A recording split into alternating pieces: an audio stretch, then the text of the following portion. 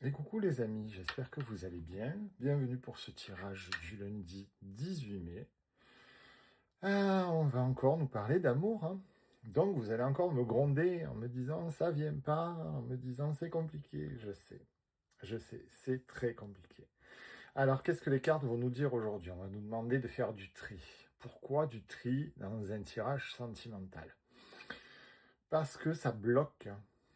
Tant que vous ne ferez pas un tri sur le passé, le présent et le futur, et que chaque chose ne sera pas rangée dans son compartiment, votre vie sentimentale bloquera. Je vous comprends, je sais que c'est très difficile de faire le tri sur le passé, sur les douleurs récentes, sur les douleurs encore présentes, mais il va falloir le faire. Je sais que c'est dur, on est tous passés par là, on est tous passés par des peines de cœur incompréhensibles, par des peines de cœur soudaines. Il va falloir travailler ça, parce qu'on est sur une nouvelle lune en taureau qui nous apporte de la bienveillance, de l'amour et beaucoup de belles choses. Et pour attirer ces belles choses, il va falloir que chaque chose soit à sa place. On a le nœud celtique. Alors le nœud celtique, c'est un beau présage qui nous demande de penser à nous, de faire un travail intérieur. On a la croix qui nous demande de croire.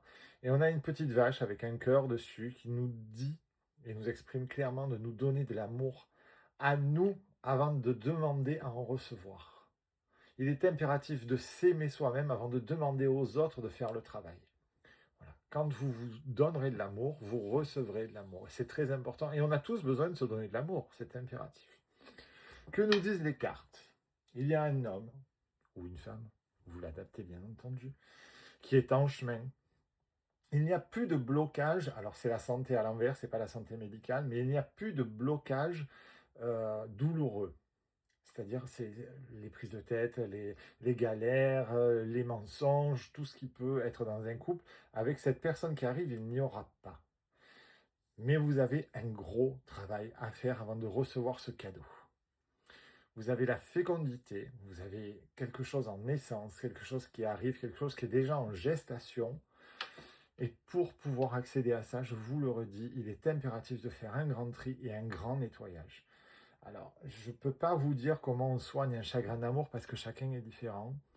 Mais bon, pleurez, écrivez à la personne et brûlez la lettre, bloquez-le, bloquez-la, n'ayez plus de contact. Enfin, de toute façon, il faut que ça sorte. Il faut que ça sorte pour attirer du meilleur. Et ce matin, la carte nous disait également de faire un travail sur nous au niveau sentimental. Il faut que les choses sortent. Il est impératif que toute cette douleur que vous avez en vous parte afin de pouvoir recevoir du renouveau. Vous ne pouvez pas démarrer une histoire si l'ancienne n'est pas terminée.